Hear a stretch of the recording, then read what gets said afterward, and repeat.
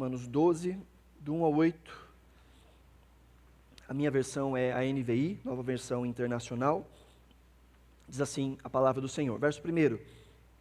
Portanto, irmãos, rogo pelas misericórdias de Deus que se ofereçam em sacrifício vivo, santo e agradável a Deus. Esse é o culto racional de vocês. Não se amoldem ao padrão deste mundo, mas transformem-se pela renovação da vossa mente ou da sua mente, para que sejam capazes de experimentar e comprovar a boa, agradável e perfeita vontade de Deus. Por isso, pela graça que me foi dada, digo a vocês, ninguém tenha de si mesmo um conceito mais elevado do que deve ter, mas ao contrário, tenha um conceito equilibrado, de acordo com a medida da fé que Deus lhe concedeu.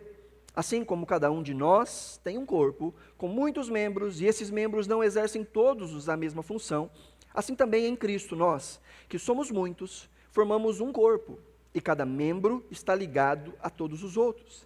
Temos diferentes dons, de acordo com a graça que nos foi dada.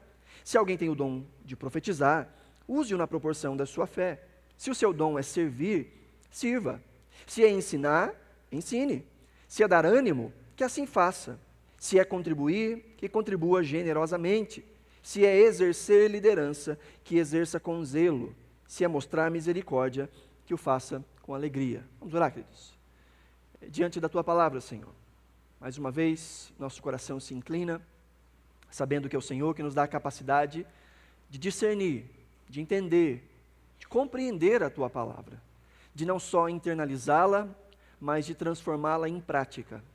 É o Senhor que nos convence, é o Senhor que aplica a palavra de forma que ela se transforme em nós, fé, estrutura, que ela seja sempre o nosso farol, que ela seja sempre a luz para o nosso caminho. E que nesse tempo em que nós dedicamos para buscar compreender um pouco mais da Tua vontade, que possamos contar com a assistência do Teu Espírito Santo, como nos foi prometido, e que a Tua palavra se torne clara diante de nós. É a nossa oração, em nome de Jesus. Amém. Amém.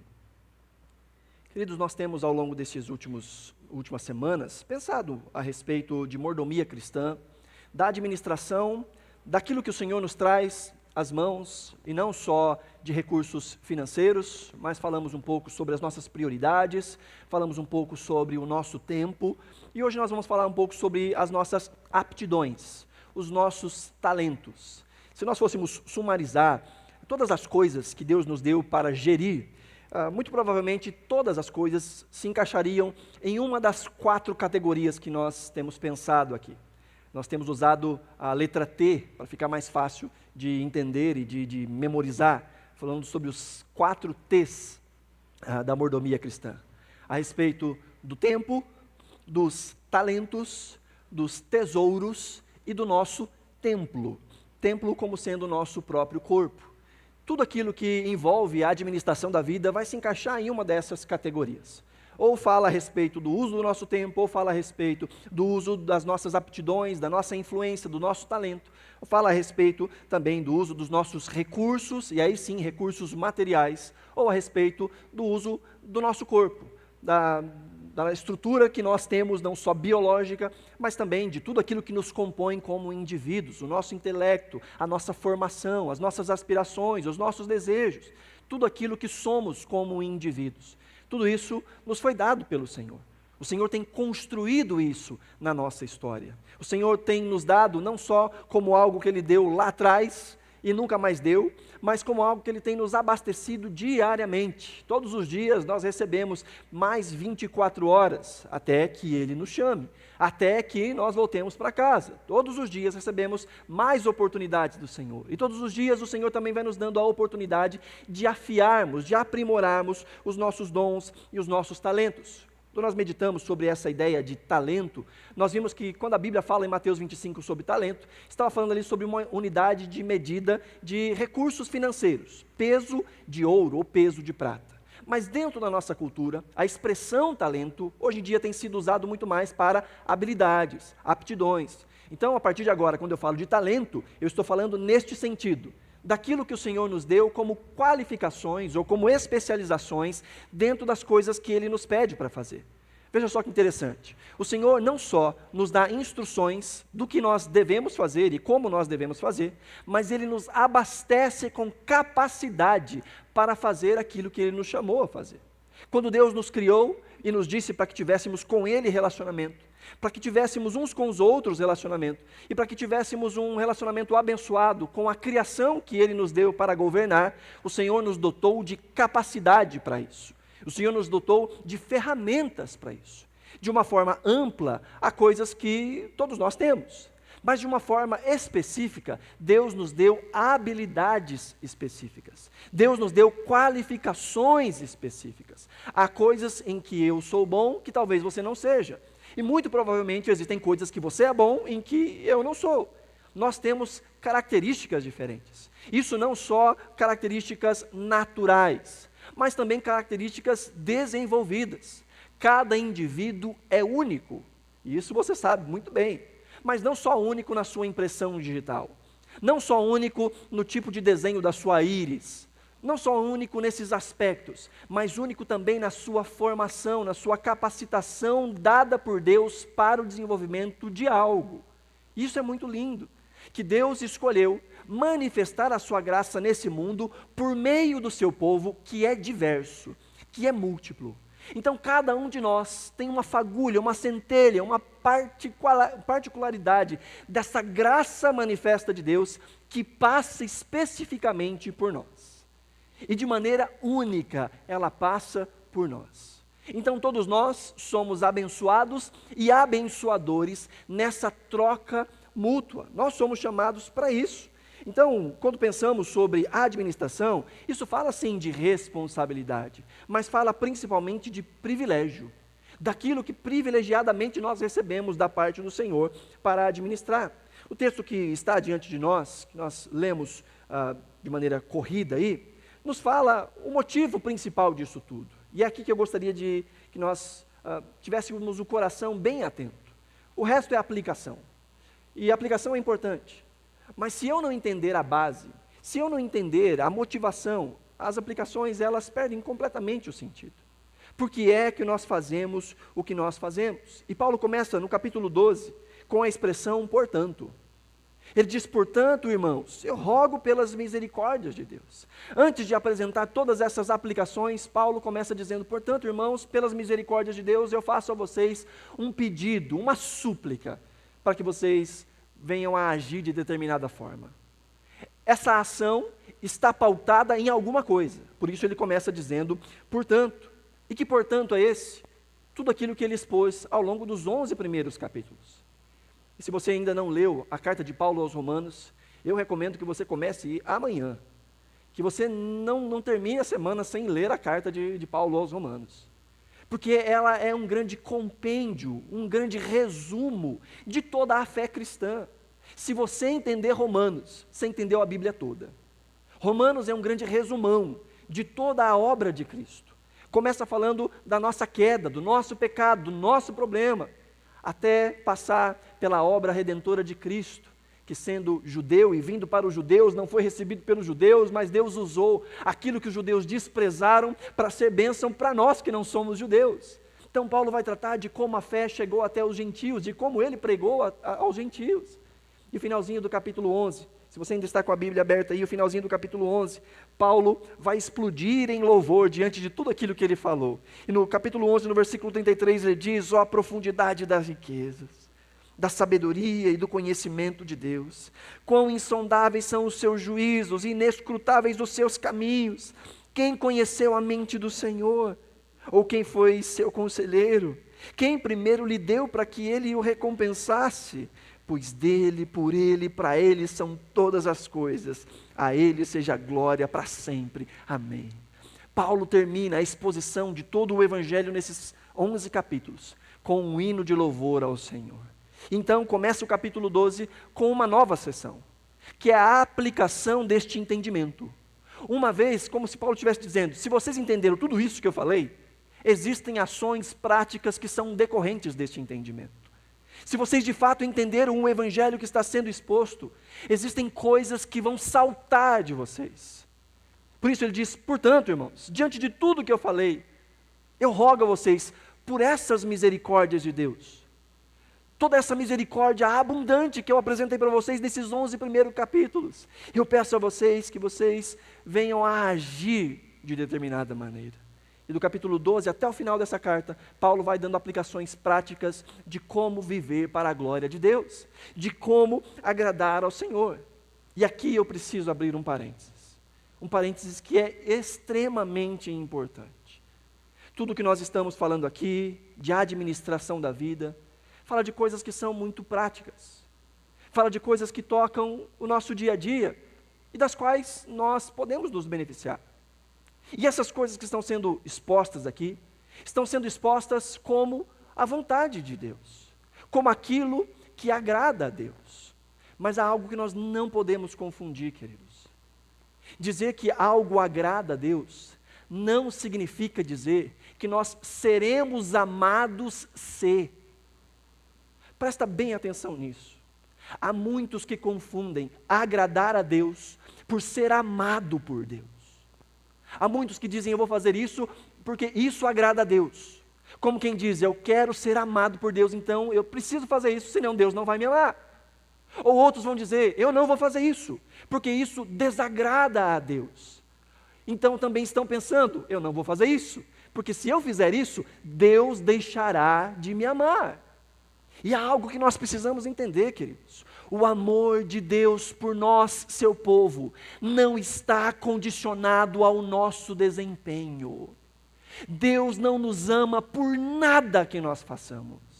Deus não viu em nós mérito nenhum. Deus não viu em nós perfeição alguma. Não há nada que podemos oferecer ao Senhor.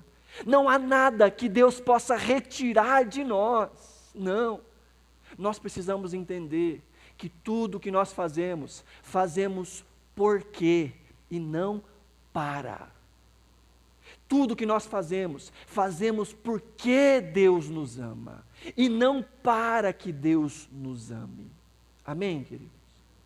Nessa sociedade que se baseia muito em produtividade, nessa sociedade que se baseia em ganhar por méritos próprios, há muitos que querem levar uma vida com Deus na base da produtividade. Saiba de uma coisa, Deus nos amou quando nós estávamos afundados no poço do pecado, mortos em nossos delitos e pecados, quando nós éramos por natureza merecedores da ira de Deus, que não se encontrava em nós qualquer coisa que agradasse a Deus, neste dia, e por razões que não tem nada a ver com a gente, e completamente a ver com o próprio caráter de Deus. Deus não foi movido externamente para nos amar, não foi nada que a gente fez para que Ele nos amasse. Deus, de uma maneira soberana, de uma maneira gloriosa, movido por si mesmo, olhou para nós e com favor e com graça estendeu sobre nós o seu amor. Esse é o Evangelho de Cristo Jesus. Nós que não podíamos nos salvar, fomos salvos por alguém que decidiu nos salvar, que por amor nos salvou, e não pelos nossos méritos e pelas nossas obras. Portanto, agora nós vivemos. Tudo o que fazemos é uma resposta. Buscamos agradar a Deus, porque queremos responder a esse amor do qual nós já desfrutamos. Buscamos fugir daquilo que desagrada a Deus, porque queremos corresponder a esse amor que nós já desfrutamos. Amém, queridos? Preciso dizer uma coisa escandalosa para você. Não há nada que você faça que vai fazer com que Deus te ame mais. Nada. Absolutamente nada. Por outro lado, não há nada que você faça que vai fazer com que Deus te ame menos. Se de fato você está em Cristo Jesus, se de fato você se rendeu ao senhorio de Cristo Jesus, todas as transformações, todas as obras precisam fluir deste entendimento. Eu nasci de novo, eu fui agraciado, e agora, como fruto, eu vou agir para a glória daquele que me amou. Amém, queridos? Então, a resposta que Paulo fala é se você de fato entendeu isso. Há uma postura. Há algo que vai denunciar se você de fato entendeu isso. E do que é que ele está falando aqui? Ele começa a dizer ainda no versículo 1 do capítulo 2, que nós devemos oferecer o nosso corpo, oferecer a nossa vida, como um sacrifício vivo, santo e agradável a Deus. Ele diz, este é o culto racional de vocês. Paulo está fazendo aqui uma brincadeira com a ideia dos sacrifícios que eram apresentados no Antigo Testamento. Não só os judeus, mas também os pagãos tinham formas de aplacar a divindade ou formas de agradar ao seu Deus por meio de sacrifícios. Os judeus entendiam que eles não podiam ser perfeitos em todo o tempo porque eles pecavam. E quando eles pecavam, eles entendiam que havia algo que podia ser feito para fazer com que aquele pecado fosse apagado, ou pelo menos que ele fosse postergado, que era por meio dos sacrifícios. Sacrifício de um bicho vivo que ficava morto. Tá? Esse é o conceito. Um bicho vivo que era entregado no lugar do indivíduo, e aí o bicho saía morto e o indivíduo saía vivo. Essa era a ideia. E Paulo agora está dizendo, a lógica agora é outra. Vocês que nasceram de novo, a lógica agora é outra. Agora vocês não apresentam um bicho vivo que fica morto. Agora vocês apresentam o bicho vivo como sacrifício, e ele continua vivo. Ele continua ali. Por isso ele pode ser apresentado constantemente. Aqui é uma ideia de continuidade e descontinuidade. No que diz respeito, por exemplo, ao culto do Antigo Testamento, os sacrifícios eram feitos de sangue, para então os pecados serem perdoados. Isso tem descontinuidade no Novo Testamento. Agora, nós não apresentamos sacrifícios para que os nossos pecados sejam perdoados. Nós já entendemos. Nós apresentamos os nossos sacrifícios porque os nossos pecados foram perdoados. Não é o que nós fazemos, mas o que Cristo fez. O último sacrifício, o último que era necessário para que os pecados fossem apagados, é do Cordeiro de Deus que tira o pecado do mundo. Então, nesse sentido, Cristo foi o último sacrifício. Mas nós somos chamados aqui a apresentarmos o nosso corpo como um sacrifício vivo, santo e agradável a Deus. Uma outra descontinuidade. Os sacrifícios que eram apresentados no Antigo Testamento eram sacrifícios terminais. Ou seja, o animal era consumido completamente. Não sobrava nada. De forma que depois não tinha como apresentar aquele sacrifício. Tinha como apresentar um outro sacrifício, mas não mais aquele. Na Nova Aliança é diferente. Na Nova Aliança a gente se apresenta hoje, amanhã, depois, todo dia, toda hora. Por isso esta ideia de um sacrifício que é vivo, um sacrifício que é contínuo, um sacrifício que é perpétuo, até o momento em que o Senhor nos buscar. Mas há algo que morre. Sacrifício fala de algo morrer.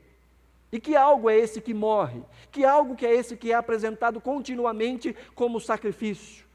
A nossa vontade, a nossa autonomia, o nosso desejo de fazer as coisas à nossa própria vontade. Mas fazemos isso porque entendemos que Deus é infinitamente bom e infinitamente sábio. Nós descansamos no caráter do Deus que é infinitamente bom e infinitamente sábio.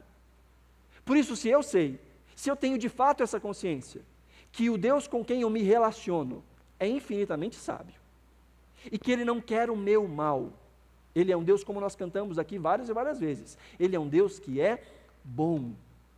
Eu sei que Ele não quer me destruir, eu sei que Ele não quer me sabotar, eu sei que a vontade dEle é boa, é perfeita, é agradável, ainda que ela seja contrária à minha, ainda que ela não esteja alinhada com aquilo que eu acho que é bom, perfeito e agradável, porque eu confio no caráter do Deus que me salvou, que é infinitamente sábio e infinitamente bom, então eu posso descansadamente oferecer a minha vida, porque é exatamente o verbo que aparece aí, ofereçam-se, é algo voluntário, é algo da nossa vontade, ofereçam-se, entreguem-se a este Deus, sacrificando a sua própria vontade, porque a sua vontade é falha. Quantos caminhos você já tomou que você achou que eram caminhos que ia dar bom, e no final deu ruim? Usando aqui termos bem gregos, né? Achava que ia dar bom e deu ruim. Quantas vezes? Não, eu vou fazer isso, isso e aquilo e vai dar tudo certo. E não deu nem para começar, que já deu tudo errado. Quantos caminhos achamos que estamos caminhando bem, mas no final são caminhos que trazem dor. Então eu acho que, se você quer de fato viver sem esses entraves, talvez seja melhor confiar naquele que é infinitamente bom e infinitamente sábio, não é? Do que naquele que é limitadamente bom e limitadamente sábio. Por mais que você possa expandir a sua bondade e a sua sabedoria, se você confia só no seu coração, uma hora ou outra vai dar ruim. Mas aquele que entendeu que Deus é infinitamente bom, infinitamente sábio, ele vai entregar a sua vida. E Paulo, inclusive, vai dizer que esse é o único culto que faz sentido. Ele chama de um culto racional, uma vida que compreendeu o que Deus fez, que desemboca em serviço, que se desemboca em entrega, é a única vida que faz sentido, é o único culto que faz sentido. Cantar não faz sentido, ir à igreja não faz sentido, ter práticas religiosas não faz sentido, se for desacompanhado de uma vida que de fato se entrega. Eu posso simplesmente cantar igual um papagaio, eu posso simplesmente vir ao culto como quem vai ao shopping, para mostrar a roupa nova. Ou então para ninguém depois me ligar durante a semana perguntando, você desviou? Não te vi na igreja? Eu posso ter práticas religiosas por qualquer outra motivação. Mas Paulo fala, o único culto que faz sentido verdadeiro é o culto que primeiro está alinhado com o entendimento do que Deus fez e que desemboca em ações correspondentes. Essas ações correspondentes pode ser cantar, pode ser estar no culto, pode ser as práticas religiosas, mas elas precisam ser a consequência de um verdadeiro entendimento. Então Paulo diz, ofereça o seu corpo, mas não só isso, ele diz que você só vai conseguir fazer com o corpo aquilo que você já mudou na sua mente. Há um padrão nesse mundo, há um padrão de vida nesse mundo, há uma lógica nesse mundo, e enquanto nossos padrões não mudarem, a nossa lógica não vai mudar, a nossa ação não vai mudar. Por isso ele fala de uma renovação da mente, que não é só a renovação intelectual, que não é só saber coisas. Tem muita gente que sabe coisas, mas que não pratica. Nós precisamos, de novo, que os nossos corações sejam afetados, que os nossos afetos sejam afetados, que o nosso amor, que a inclinação dos nossos desejos sejam transformados pelo Senhor. E isso acontece por meio dos hábitos, isso acontece por meio da oração, isso acontece por meio da busca.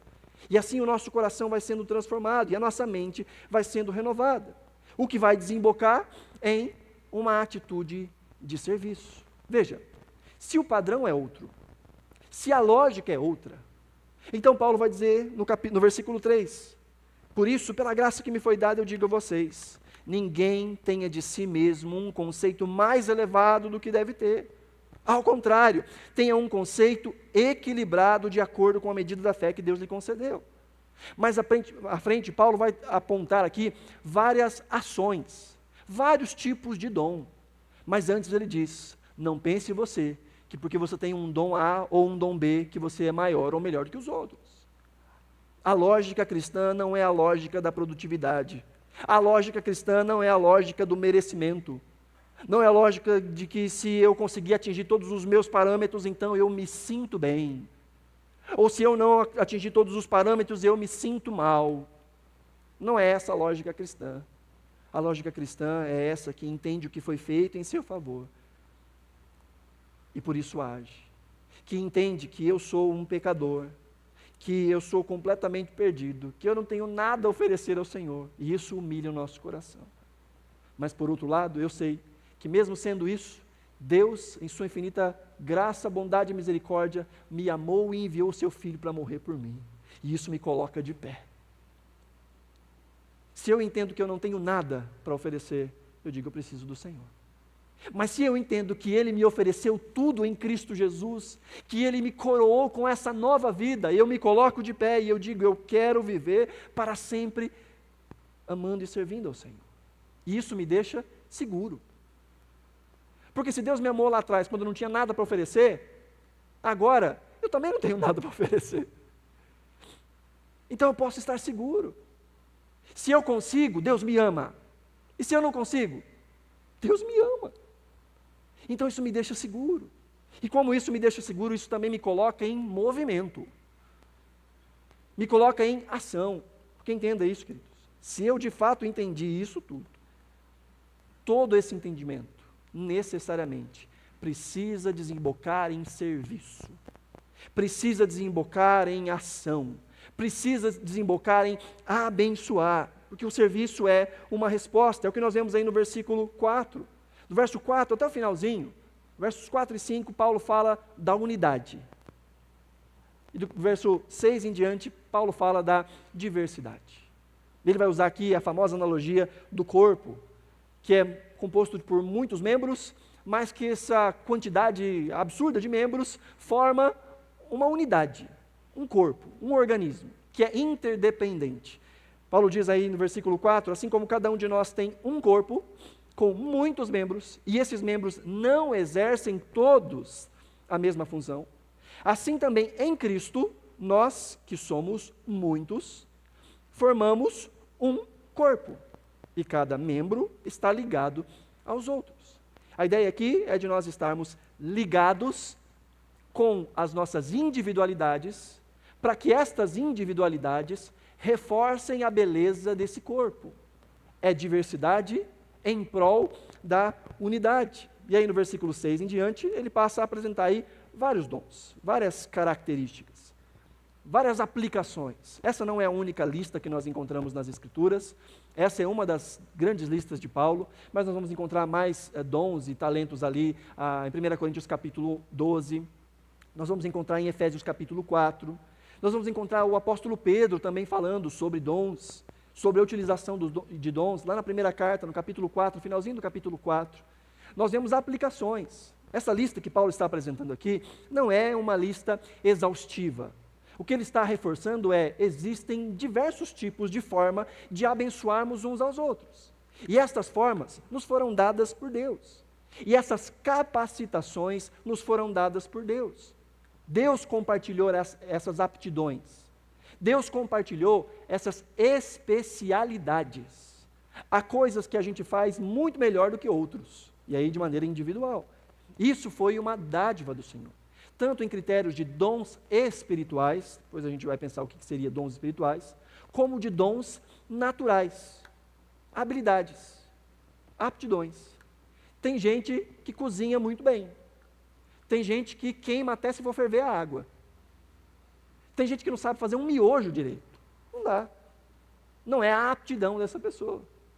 Tem gente que é bom para ouvir.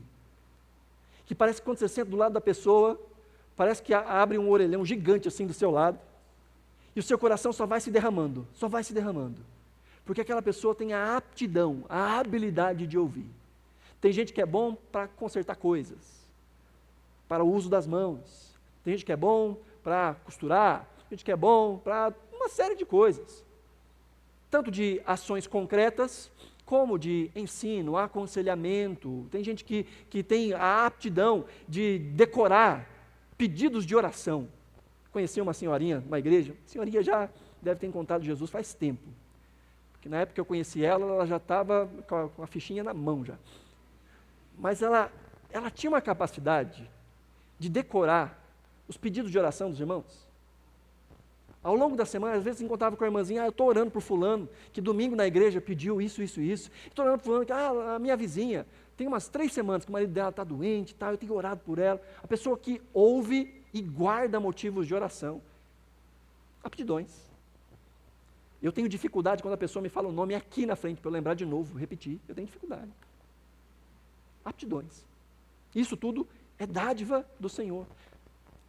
Tiago vai dizer na sua primeira carta, na sua única carta, obviamente, no capítulo 1, no verso 17, que toda dádiva, todo dom perfeito vem do alto, vem de Deus. E existem esses dons que são chamados de dons espirituais. E o que são dons espirituais? Não são dons apenas extraordinários. São espirituais porque a fonte é espiritual e a finalidade é espiritual. Depois nós vamos ver um pouquinho aqui de alguns exemplos que falam de coisas que são completamente naturais, no sentido de que não são extraordinárias. Você encontra aí, liderança, você encontra aí contribuir, você encontra ali ensinar. São coisas que acontecem de maneira natural, mas há uma capacitação sobrenatural para fins espirituais. Aí chamamos essas coisas de dons espirituais. Não só aqui, mas também na primeira carta aos Coríntios, como eu havia citado, Paulo traz a mesma ideia. Há diferentes tipos de dons, mas o Espírito é o mesmo. Há diferentes tipos de ministério, mas o Senhor é o mesmo. Há diferentes formas de atuação, mas é o mesmo Deus que efetua tudo em todos. E aí Paulo diz, a cada um, porém, é dada a manifestação do Espírito, visando o bem comum. Duas coisas importantes que nós podemos ver aqui nesse texto, também podemos ver no texto de Romanos capítulo 12, aí do 6 em diante. Primeiro, todos nós recebemos alguma coisa. Todos nós. Paulo diz em 1 Coríntios que a cada um é dada uma forma de manifestação. Aqui em Romanos 12 nós vemos que Deus deu diferentes dons à igreja, a cada um de nós. Cada um de nós recebeu alguma coisa. Por isso não deveria existir um cristão sequer que fosse apenas um cristão passivo. Apenas um cristão que ouve. Na igreja de Cristo não tem espaço para ouvintes apenas. Tiago diz que nós devemos ser praticantes da palavra e não apenas ouvintes. Todos nós recebemos de Deus algo a compartilhar, algo a administrar. Todos nós. Por isso, a preocupação nossa deveria ser: como eu posso servir? O que é que eu recebi do Senhor para compartilhar? Então esse é o primeiro ponto, todos nós recebemos alguma coisa. O segundo ponto é que há diversidade, que nós não recebemos a mesma coisa. Como eu disse, essa é uma lista, temos várias outras listas na Escritura, de como de maneira única nós podemos servir ao Senhor. E eu nem penso que essas listas que estão na Escritura são exaustivas. Há um tanto de coisas que não foram contempladas nelas, coisas que inclusive fazem parte hoje do nosso mundo moderno. Outras e outras formas, e habilidades, e aptidões que Deus nos deu para poder glorificarmos o Seu nome e abençoarmos pessoas. O que podemos dizer das pessoas que têm a capacidade hoje de manipular bem a internet, para que a mensagem do Senhor chegue até pessoas, para que pessoas sejam aconselhadas, para que pessoas sejam despertadas? Isso não está na lista de Paulo, mas também são dons. O desenvolvimento de artes, o desenvolvimento de design, tantas coisas que fazem parte hoje do nosso mundo, que podem ser usadas para a glória de Deus, mas que não estão contempladas na lista do apóstolo Paulo. Então existe também a diversidade. Mas agora algo que é muito importante dentro desse texto que nós estamos vendo aí do versículo 6 em diante. Existe para nós responsabilidade. Todos nós recebemos algo. Todos nós recebemos pelo menos um dom da parte do Senhor. E nós somos chamados por Deus a usar isso, desenvolver isso, ampliar isso. É isso que nós vemos aqui no versículo 6. Ele fala, temos diferentes dons de acordo com a graça que nos foi dada. E aí ele começa agora a enumerar, e ele diz, se alguém tem o dom de profetizar, que a gente não vai ter tempo de explorar cada uma das palavras, mas profetizar aqui fala de falar em nome de Deus, pregar a palavra de Deus, expor o caminho do Senhor. Ele disse, alguém tem este dom de expor, de falar da parte de Deus, de pregar a palavra de Deus, faça isso na proporção da sua fé. Quando a Bíblia fala sobre fé, raramente ela fala em um outro sentido, de que não um conjunto de conhecimento de quem Deus é, em que nós depositamos a nossa confiança. Fé bíblica é um conjunto de conhecimentos que nós temos a respeito de Deus, no qual nós conseguimos depositar a nossa confiança. É por isso que a fé pode ser expandida. É por isso que a fé tem tamanho, a fé cresce. Jesus chamava os seus discípulos, vez ou outra, de homens de pequena fé. Jesus fala de uma fé do tamanho de um grão de mostarda. A fé cresce, fé tem tamanho. E como é que a fé cresce? Paulo vai dizer em Romanos ainda que a fé vem pelo ouvir a palavra de Deus. Porque à medida em que eu ouço, eu vou tendo um conhecimento cada vez mais amplo de quem Deus é. E vou podendo confiar ainda mais neste caráter de Deus. Isso é fé. Então Paulo está dizendo, se alguém prega a palavra, que pregue dentro dos limites da fé que ele tem, dentro dos limites da fé que ele conhece. E isso fala de duas responsabilidades, pelo menos. Primeiro, a responsabilidade de nós expandirmos o quanto nós temos de fé, o quanto nós conhecemos de Deus. E segundo, de pregarmos aquilo que nós confiamos do caráter de Deus. Antes de uma palavra sair da nossa boca, ela tem que ser verdade para nós. Não estou dizendo que nós temos que viver aquilo perfeitamente. Estou dizendo que nós temos que olhar para aquilo como sendo verdade e dizer, eu sei que isso é verdade. Porque se nós tivermos que ser perfeitos para ensinar, então eu já vou descer daqui agora, porque essa série inteira está me arrebentando. Essa série inteira está me deixando em crise. Porque eu sei que eu preciso administrar melhor o meu tempo. Eu sei que eu preciso administrar melhor os dons e talentos que o Senhor me deu. Assim como também os meus recursos, assim também o meu corpo. Eu sei, mas eu não cheguei lá ainda. Mas eu sei, e eu tenho como verdade, e o meu coração se refugia nisso. Então aqui existem várias declinações dessa verdade. Ele fala de que aquele que ensina, que ensine, se é dar ânimo, que assim faça. Interessante que no original é como se dissesse, aquele que ensina, ensine. Aquele que dá ânimo, dê ânimo.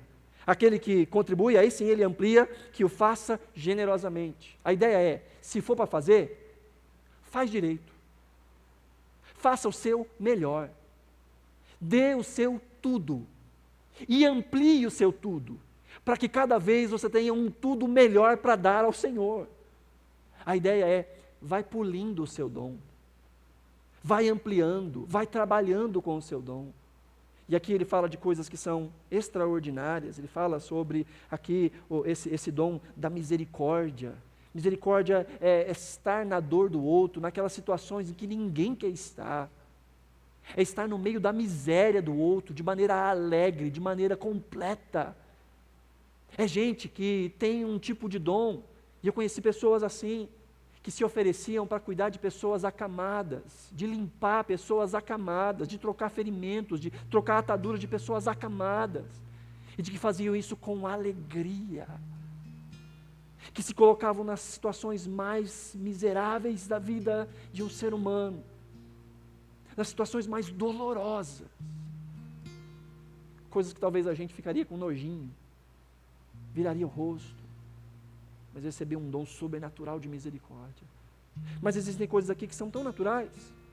Contribuir, ensinar, liderar, que parecem ser meramente humanas.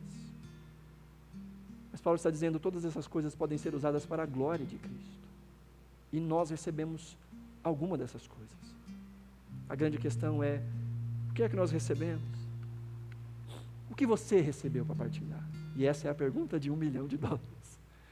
Como descobrir o meu dom? Quero te dar algumas dicas, para não te deixar desesperado na hora de ir embora.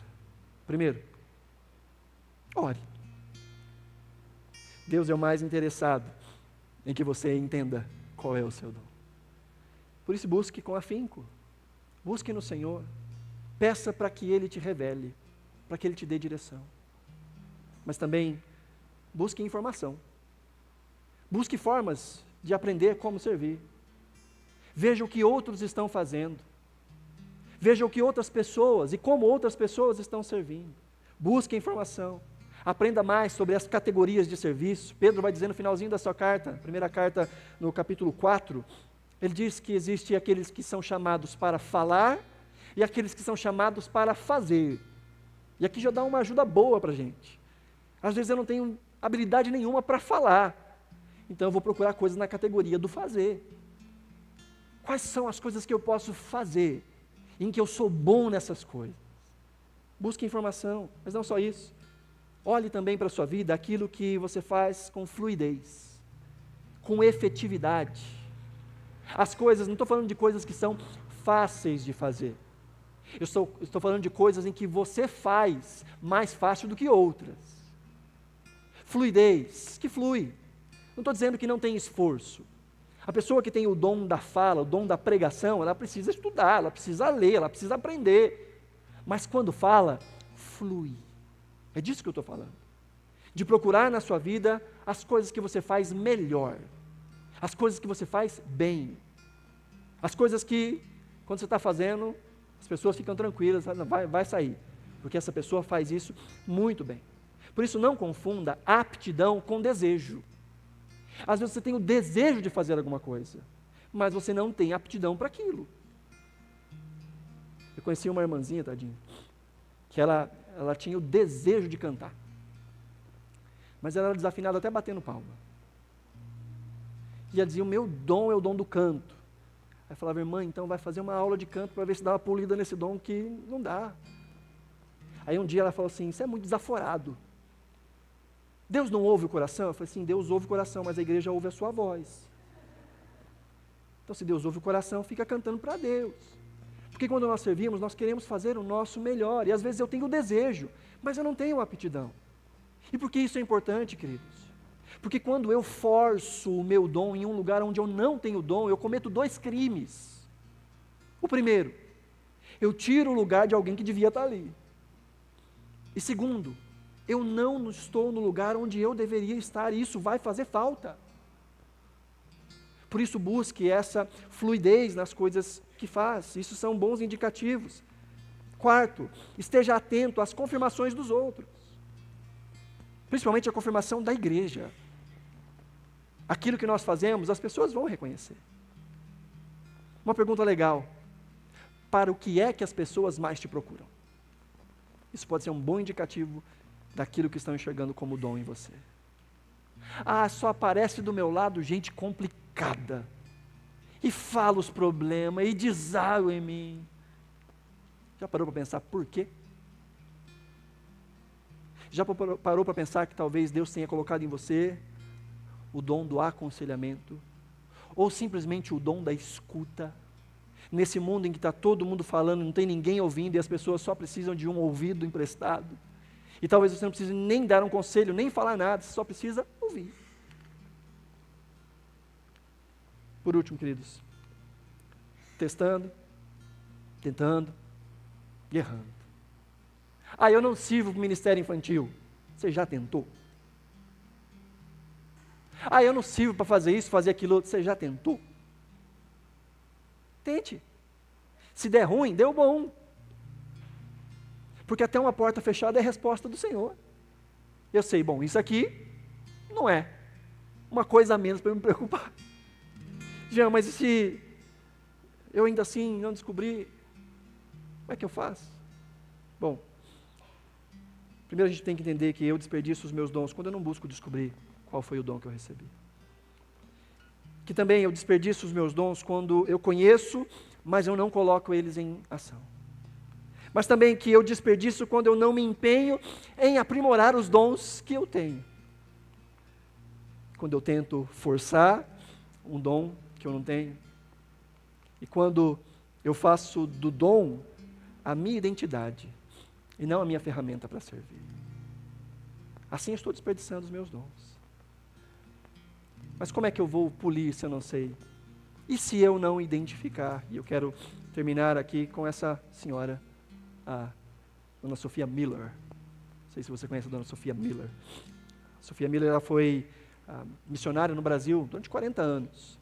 Ela se converteu por volta do ano de 1945. E com 4 anos de convertida, ela disse, eu vou ser missionária.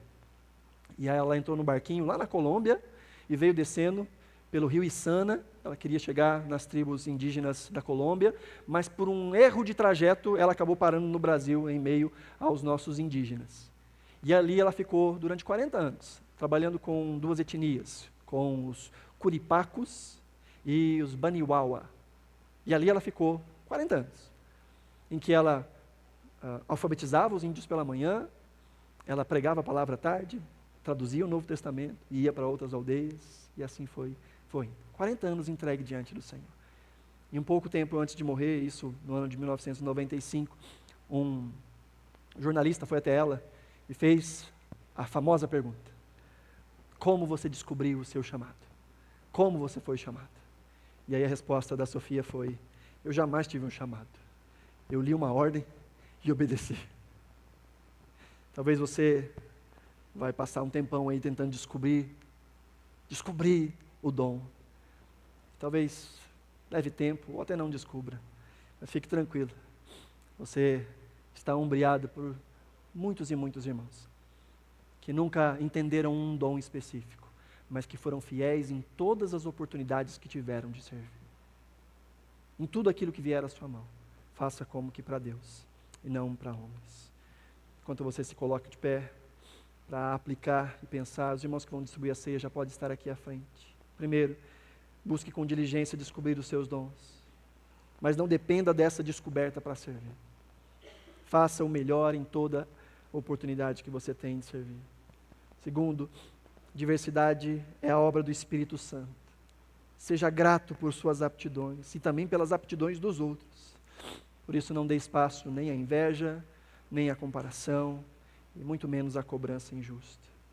E por último, nunca se esqueça da razão do seu serviço.